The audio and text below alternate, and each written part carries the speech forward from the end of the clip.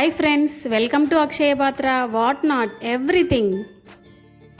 ఈరోజు నేను మీకు ఒక ఫుల్ మీల్స్ రెసిపీ చూపిస్తాను. శనివారం వచ్చిందంటే చాలు మా పల్లెల్లో ప్రతి ఇంట్లో ఉండే కామన్ మెనూ అండి ఇది. ఇంతకీ అదేంటంటే పులగం, చట్నీ, పచ్చి పులుసు. వింటుంటేనే తినాలనిపిస్తుంది కదా. ఇంకేమాత్రం లేట్ చేయకుండా ఎలా చేయాలో, ఏమేం కావాలో చూసేద్దాం. ముందుగా పులగం చేయడం కోసం ఒక గిన్నె తీసుకొని అందులో 2 కప్పుల బియ్యం, సగం కప్పు పెసరపప్పు వేసి శుభ్రంగా కడగాలి. 2 కప్పుల బియ్యానికి సగం కప్పు పెసరపప్పు తీసుకోవాలి. మీరు కావాలంటే ఇంకొంచెం ఎక్కువగా కూడా తీసుకోవచ్చు. ఇలా శుభ్రంగా కడిగిన తరువాత ఒక రైస్ కుక్కర్లో అన్నం వండుకున్నట్టే ఒక గ్లాస్ బియ్యంకి 2 గ్లాసులు నీళ్లు పోసి కొంచెం ఉప్పు, పసుపు వేసి రైస్ కుక్కర్ని ఆన్ చేయాలి. అందులోకి బెస్ట్ కాంబినేషన్ అంటే పల్లీల చట్నీ.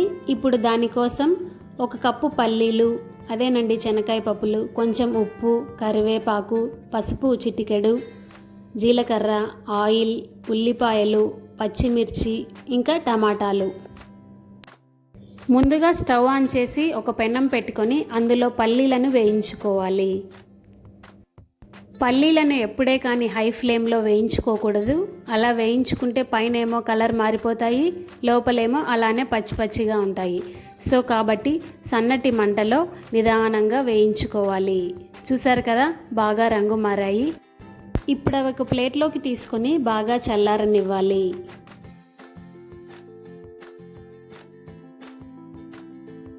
నెక్స్ట్ అదే పెనంలో 2 స్పూన్ల నూనె వేయాలి. నూనె బాగా వేడెక్కిన తరువాత అందులో కొంచెం జీలకర్ర, కరివేపాకు వేసి బాగా వేయించుకోవాలి.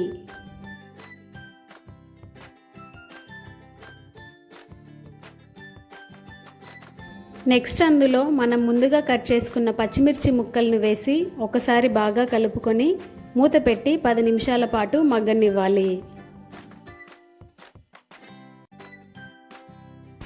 10 నిమిషాల తర్వాత ఒక్కసారి మూత తీసి బాగా కలుపుకొని నెక్స్ట్ అందులో మనం ముందుగా కట్ చేసుకున్న టమాటా ముక్కలు, ఉల్లిపాయ ముక్కలు, కొంచెం పసుపు వేసి బాగా కలుపుకోవాలి.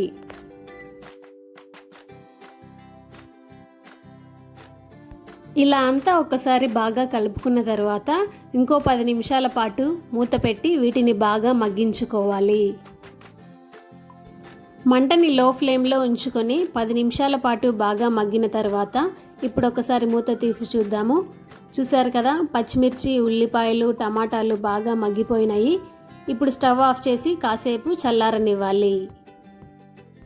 నెక్స్ట్ ఒక మిక్సీ జార్ తీసుకొని అందులో మనం ముందుగా వేయించుకున్న పల్లీలు, రుచికి సరిపోయినంత ఉప్పు వేసి మెత్తటి పొడిలా చేసుకోవాలి. ఈ విధంగా బాగా పొడి చేసుకున్న తర్వాత ఇప్పుడు అందులో మనం ముందుగా వేయించుకున్న పచ్చిమిర్చి, టమాటా, ఉల్లిపాయ ముక్కలు వేసి మెత్తగా గ్రైండ్ చేసుకోవాలి. మీకు అవసరం అనిపిస్తే కొంచెం నీళ్లు యాడ్ చేసి కూడా గ్రైండ్ చేసుకోవచ్చు. చూశారు కదా, ఈ విధంగా చట్నీ రెడీ అయిపోయింది. ఇప్పుడు మనం పచ్చి పులుసు రెడీ చేద్దాము.